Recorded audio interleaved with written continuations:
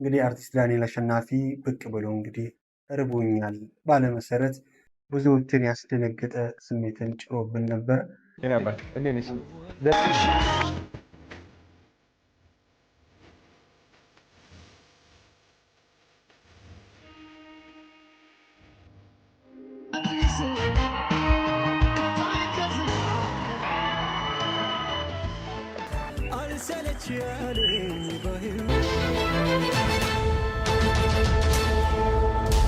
ሰላም የተወደዳችሁና የተከበራችሁ ውድ ቤተሰቦቼ እንደምን አላችሁ? እነሆ በያላችሁበት ሰላምን፣ ፍቅርን፣ ጤንነትን እመኝላችኋለሁ። እንደተለመደው ቤተሰብ ያልሆናችሁ ቤተሰብ እየሆናችሁ ወደ ዛሬ ጊዜ የተሰኘ ፕሮግራማችን አዳዲስ የቪዲዮ ርዕሰ ጉዳዮች እናልፋለን። የዛሬ ሶሻል ሚዲያ ውሎ አዳሩ ምን ይመስላል የሚለውን አብረን እንቃኛለን። ከዛ በፊት ግን ሁላችሁም በተሻለ ፕሮግራምና ጥሩና ቆንጆ በሆነ አቀራረብ ተመልሰን እንድንመጣ እንድታበረታቱን በአክብሮት እንጠይቃለን። ላይክ፣ ሼር ማድረጉ እንዳይረሳ። የተሰማችሁን ያላችሁን ሀሳብ በኮሜንት ስር ማስቀመጣችሁን እንዳትዘነጉ። እወዳችኋለሁ፣ አከብራችኋለሁ። ወደ ዛሬው ፕሮግራማችን ስናልፍ እንግዲህ የምናገኘው አዶናይና አርቲስት ዳንኤል አሸናፊ ነው። እንግዲህ አርቲስት ዳንኤል አሸናፊ ብቅ ብሎ እንግዲህ እርቦኛል ባለመሰረት ብዙዎችን ያስደነገጠ ስሜትን ጭሮብን ነበር። በስተመጨረሻ እንግዲህ እግዚአብሔር ረድቶን ትልቅ የሆነ ፕሮግራም ተካሂዷል። ብሔራዊ ቲያትርም እንግዲህ የሙያ አጋሮቹ ተሰብስበው ሸልሞታል እና እሱንም እንመለከታለን። ከዛ በፊት ግን እንግዲህ ከፕሮግራሙ በፊት ከአዶናይም ጋር ተገናኝቶ ነበረ። እስቲ ከአዶናይ ጋር ሲገናኝ የነበረበትን ቪዲዮ አብረን እንመልከት። አሁን እንግዲህ ደርሷል። ሰላም ጤና ይስጥልኝ። ዌልካም ዳኒ። እንዴ ግብር አይደለ እንዴ? ባካል በእናትህ ሲሪየስ የኔ አባት እንዴት ነሽ? ደህና ነህ? ዌልካም ሆም። እንዴት ናችሁ? ግብዳ ነህ ባካል ድምፁም ግብዳ ነው፣ ሰውነቱም እንደዛ። እንዴት ነሽ? ደህና ነህ? ታናሽ ወንድሜ ነው እሱ። ዲቻ ቦይስ የስ ተስፍሽ ይባላል እሱ። ሂሊና ታናሽ እህቴ። ኑ አረፍ በሉ። ለኔ ነበር እዚሁ።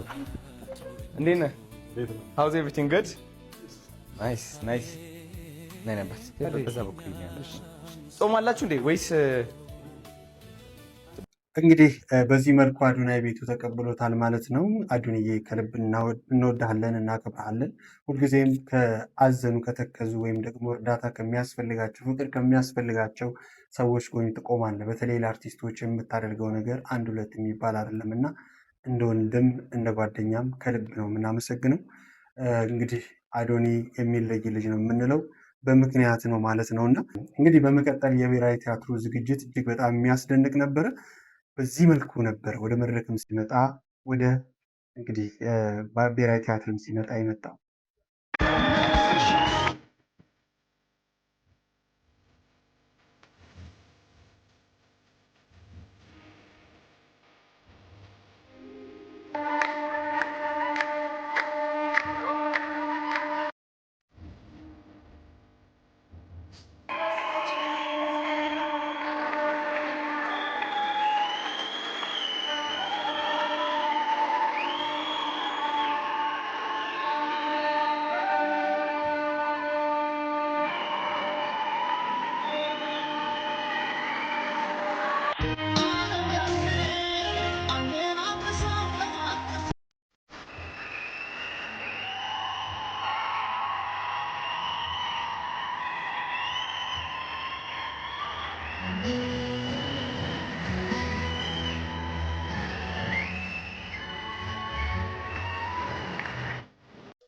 እጅግ እንዲህ በሚያስደስት መልኩ እንግዲህ ብሔራዊ ቲያትር ላይ እጅግ በጣም በሚገርም ሁኔታ ቲያትሩም ከታየ በኋላ በሚያስደንቅ ሁኔታ ሙያ አጋሮቹ እንግዲህ አርቲስት አለማየሁ ታደሰን ጨምሮ እንግዲህ አማኑኤል ሀብታሙን ጨምሮ ብዙዎች እንግዲህ የፍቅር እጃቸውን ዘርግተው ተቀብለውታል። እውነት ለመናገር እዚህ ሙያ ላይ የሚያስደስተው አንዱ ነገር ምን እንደሆነ ታውቃላችሁ?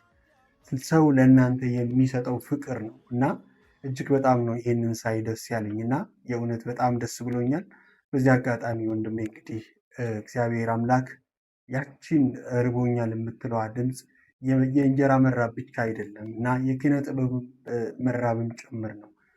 ኪነ ጥበብ ላይ የሚሳተፉ ሰዎች የእንጀራ ጉዳይ አስጨንቃቸው የህዝቡ ፍቅር እንዲሁም ደግሞ የሙያቸው ፍቅር ነው እና የሚያስጨንቃቸው ብዙ መስዋዕት የምንከፍልና እየከፈልን ያለ ነው በዚህ ምክንያት ነው እና ስለዚህ የፊልም የኪነ ጥበብ ባለሙያዎች ሊከበሩ ሊመሰገኑ ብቻ ሳይሆን ህይወታቸውን በከፍ ባለ ህይወት ሊቃኝ ይገባል ብዬ አስባለሁ። እንግዲህ ዳኒ መናገር ስለቻለ በዚህ መንገድ ሰዎች ተረባርበውለታል። እንግዲህ የሕክምናውን ጉዳይ መፍትሄ ሊያገኝ እንደተቃረበም ሰምተናል እና እጅግ በጣም ደስ ብሎናል። በዚህ አጋጣሚ በዚህ ፕሮግራም ላይ ማስተላለፍ የምፈልገው ዋናው ነገር ምን መሰላችሁ? ዳኒ እርቦኛል ብሎ መናገርን ችለዋል እና መናገር የማይችሉ በር የተዘጋባቸው ብዙ ሰዎች አሉ፣ ሕክምና የሚፈልጉ ብዙ ሰዎች አሉ እና እኔ የሆነ ጊዜ ላይ ለጥበብ የተሰኘ አንድ ፕሮግራም ጀምሬ ነበረና እዛ ፕሮግራም ላይ ለመስራት የምፈልገው እንዲህ ለጥበብ ዋጋ የከፈሉ ሰዎችን ቤታቸው ድረስ እየሄድኩኝ መጎብኘት ነበር እና በነገራችን ላይ እንግዲህ እግዚአብሔር ቢፈቅድ የሚቀጥለው ይሆናል። ነገር ግን ማስተላለፍ የምፈልገው ዋናው ቁም ነገር ሌሎቹንም እናስታውስ፣ እርስ በርሳችን በተለይ እንፋቀር፣ እንዋደድ፣ አንተቻች፣ አንገፋፋ። ምንም ቢሆን ከኛ በላይ ለእኛ የሚያዝን ማንም የለም ለማለት ፈልጋለሁ። በዚህ አጋጣሚ ለኪነ ጥበብ ባለሙያዎች እንግዲህ ፍቅር ያላችሁ ከጎን የምትቆሙ የምትደግፉ የምታግዙ ሁልጊዜም ቢሆን ፍቅራችሁን የምታሳዩ ዳኒን ያከበራችሁና ለዳኒ ድምፅ የሆናችሁ ዳኒ ጎን የቆማችሁ ትኬት ገዝታችሁ የገባችሁ ሁላችሁንም ከልብ ልናመሰግናችሁ እንወዳለን። እንግዲህ በጊዜ ፕሮግራማችን እና እኔም እንግዲህ በስሜ ላመሰግናችሁ እወዳለሁ። እንግዲህ እጅግ በጣም ደስ የሚል ጊዜ ነበረ። ከልብ እናመሰግናለን። ዳኒን በዚህ መልኩ እንግዲህ ህዝቡንም ፈጣሪውንም አመስግነዋል። $7,500 አካባቢ ፈጃት ተባለ። 1.1 ሚሊዮን አካባቢ ሙሉን ወጪ ሸፍኗል ቤት። ይሄን ያደረገው ደግሞ የድንግል ማርያም ልጅ መድኃኒዓለም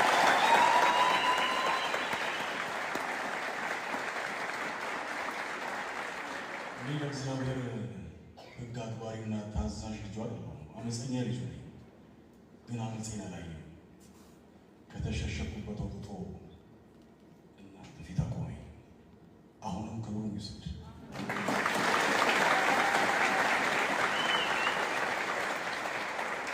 ለእናቱ ለድንግል ማርያምም ክብር ይሁን። ለቅዱሳን ጻድቃን ሰማዕታት፣ ለቅዱሳን መላእክቱም ክብር ይሁን። ከዛ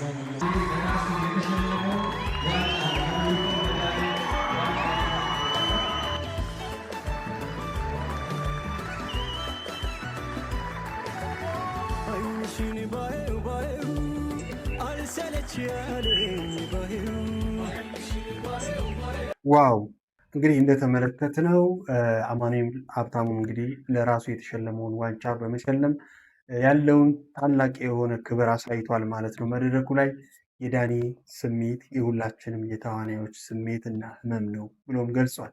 ከልብ እናመሰግናለን። ሁልጊዜም ከሚጠሩ መካከል አንጋፎቹ ተገኝተው እንግዲህ በዚህ ልክ ዳኒን አክብረውታል። እንግዲህ ዳኒ ከልብ እናመሰግናለን። እግዚአብሔር አምላክ አሁንም ጨምሮ እድሜህን ጤናህን ያብዛልህ።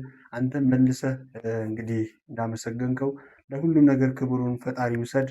በእርግጥ ምንም ቃል የለኝም፣ ግን ደግሞ አንተም መልሰህ ህዝቡን የበለጠ በተሻለ ሙያ እንግዲህ በተሻለ ስራዎች የምታመሰግንና ከፍ ብለህ የምትታይ የምትደምቅ እንዲሆን ፍጻሜ እንዲያምር እመኛለሁኝ። ወንድሜ አከብራለሁ። ወደ ቀጣዩ እንግዲህ እናልፋለን። እንደዚህ እኔ ደስታ እንደሚያስለቅስ አይቼም ሰምቼም አላውቅም። ማለት ማዘሬ ስትሞት በጣም ልጅ ነበርኩኝ። አባቴ ምን ይለኛል፣ ማዘር ስትሞት ደስ ያለ ነው የምትመስል። ማለት ለእኔ ልጅ ነኝ ገና ስሜቱን አላውቀውም ምናምን። ብዙ ሰዎችን ከጎን ያጥቻቸዋለሁ። በጣም የምወደው ቢኒያም የሚባል አብሮኝ ያደገ ሳውዝ አፍሪካ በሽጉጥ ገለውታል። ያኔ እንኳን አላለቀስኩም። ብለ የፈለግኩት ገብቷል። ሰው ለማስገረም ምናምን አይደለም፣ ስሜቴን ነው እኔ እየተናገርኩ ያለሁት። ዛሬ እዚህ ጋር ቁጭ ብዬ ሳለቅስ እናንተ ነገ የሆነ ነገር ለማድረግ አትሰንፉ። ይሳካል ትላላችሁ። ምሳሌ ለመሆን ነው፣ እናንተን ለማበረታታት ነው። የደስታ እንባ ነው ማለቅሰው፣ የቁጭት እንባ ነው ማለቅሰው። በጣም ነው እውነት። እኔ እንጃ። አንድ እንትን ልንገራችሁ፣ በጣም ትልቅ ሰው የምለው ነውና በጣም ቆንጆዬ ልጅ ተዋወቀና ሊያገባ ሞከረ። ጓደኞቹ ሁሉ ሸሹት፣ ሚዜ ለመሆን ሸሹት። ካፌ ቁጭ ብዬ ሻይ እየጠጣሁኝ በጣም ተክዟል። በሰው ነው የማውቀው። ሄድኩና ምን ሆነ ነው አልኩት። አይ ላገባ ነበረ፣ ጓደኞቼ ሁሉ ሸሹኝ። ብዙ አያውቁኝም፣ ግን በቃ የክፍለ ሀገር ልጅ ነኝ፣ እዚህ አልኖርም እና ብዙዎቹ ፍላጎት የላቸውም። ኧረ ምን ችግር አለው ታዲያ ይሆናለሁ ምናምን አልኩት። አገባ፣ ደስ የሚል ሰርግ አለፈ ምናምን። እዛው ካፌ ውስጥ ቁጭ ብዬ ፈረጃ የሚባለውን ሀሳብ አንስቼ መጣ። እከሌ ብዬ ጠርቼ እንደዚህ እኮ ሀሳብ አንስቼ ስልክ ስደውልልህ አይሰራም ምናምን ስለው እንደዚህ ደግሞ ጀመርካል። ዓለሙን ያየበት ቀን ላይ ከጎኑ ነበርኩ። 1 ብር ቢሰጠኝስ ምን ችግር አለ? ላጭበርብረው? ጥሩ ሀሳብ ማሰጥቶ ቢያልፍ ይችላል። አዎ አይዞህ ነገ አገኘሃለሁ ብሎኝ እኮ መቀየስ ይችላል። ግን በቃ በጣም ዓለሙ ቀን ላይ ነው የደረስኩለት። ገብቷል ማለት እስኪ የሆነ ሰው መጥቶ ይጠይቅህ፣ አንተ የልብህን አድርግ። እኔ እኮ በጣም እኮ ላይፌ ልክ ነበር እኮ።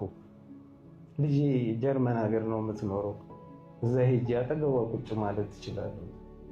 ባልንቀባረር እንኳን አይርበኝም። የፈለኩትን ሆኜ ባልኖር እንኳን ቢያንስ አይከፋኝ። ልጄ ያለች አጠገብ። የዛሬ ፕሮግራማችን ይህን ይመስል ነበር። በሌሎች ርዕሰ ጉዳዮች እመጣለሁ። ሁላችሁም ሰብስክራይብ ያደርጋችሁ ሰብስክራይብ አድርጉ። እወዳችኋለሁ፣ አከብራችኋለሁ። ያላችሁን ሀሳብ አስተያየት አስቀምጡልን። እኛም እንግዲህ የተሻሉ ስራዎችን እናንተ ይዘን እንድንመጣ ሁላችሁም ሰብስክራይብ ሳታደርጉ እንዳትመለከቱ። ከ70% በላይ እንግዲህ አልጎሪዝሙ እንደሚናገረው ሁላችሁም ሰብስክራይብ ሳታደርጉ ነው የምታዩን እና እባካችሁን ሰብስክራይብ አድርጉ። የደወል ምልክቷን መጫን እንዳትረሱ። በተለያዩ ርዕሰ ጉዳዮች ደግሞ እስክንገናኝ ዛሬ ጊዜ ፕሮግራማችን የሚመስል ነበረ። ሰላም ለሀገራችን፣ ሰላም ለሕዝባችን፣ ሰላም ያላችሁበት